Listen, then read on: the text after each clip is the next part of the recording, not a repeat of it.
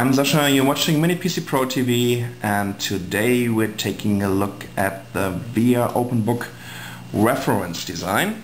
As you can just see over here, of course it's an early pre-production sample that we just got our hands on, and well, let's take a look at the connectors of the case. Pretty much the same like on all mini nodes or netbooks. So we have over here some two USB connectors, audio out and our microphone in.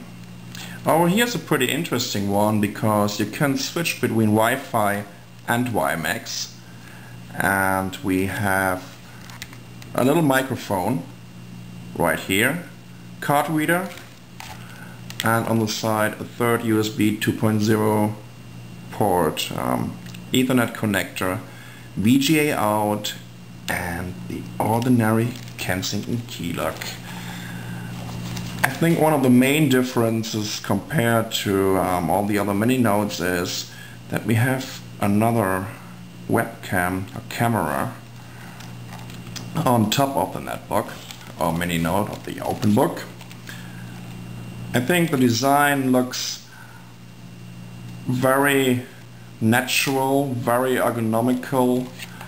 In terms of weight, it should be around, I don't know, I haven't looked up the technical specification right now, but we are going to edit it into the video, of course. Should be around 1.1 kilograms, so it's slightly heavier than the EPC.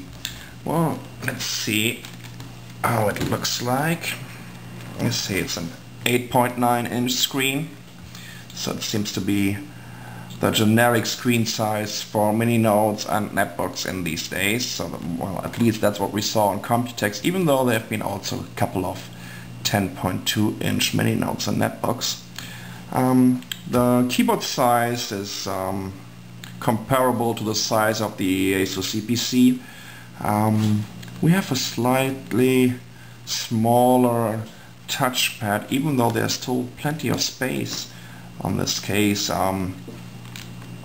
I'm pretty sure, due to the fact that this is a so-called open book and this design is open, you can download all the CID files for the Openbook on openbook.com, and I hope to see some improved versions of it, maybe with a bigger keyboard, a bigger touchpad, some bigger mouse keys.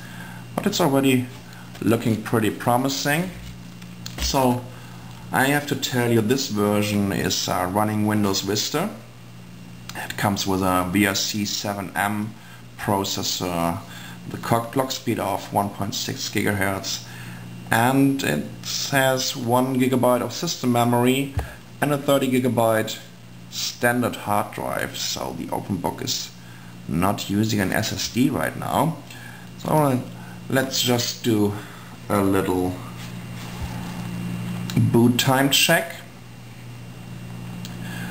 Of course, you know, in terms of boot time right now, it is Windows Vista Home Basic Edition in my opinion, and you can't compare it to Windows XP or a Linux system on the EPC, for example, but I still think it boots up pretty fast for a Vista system. Even though people are always complaining about VIA CPUs and chipsets, it looks very responsive, and it's booting up pretty fast. So I think we are ending up with a boot time of a little bit under a minute. And I'm sure that we can reach with Windows XP Home or Windows XP Professional easily a boot up time of under 30 seconds. So here we are. The desktop is loaded, and I think we should make the screen a little bit brighter. Don't know where the right function key for that one is right now, but you should get everything on the video. Let's see. As you can see, it seems like the performance of the system in general is pretty good. booting up. Let's check out a little video. Let's use this one. That's the introduction to the VR Openbook. And you see it's starting very quick, and the overall system performance seems pretty good. Of course, I'm not able to run any benchmarks right now on it. First of all, it wouldn't make any sense to run a benchmark on a Windows Vista Mini Note or Netbook at all. So I can't even compare it to the benchmarks we've been running on the EPC with the Celeron chipset or with the Atom one. But in general, you know, the way you can work with it, it seems pretty fast. So I'm sure that we are going to run some more decent benchmarks tests as soon as we can get a production sample and not an early reference design. But what I can tell you so far is it's a huge improvement compared to the VR Nanobook that was released on last year's Computex. Not only in terms of performance, but also in terms of the whole platform design.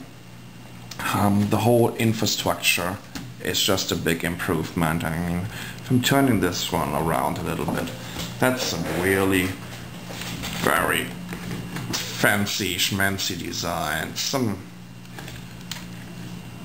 timeless shape, corners, edges, whatever.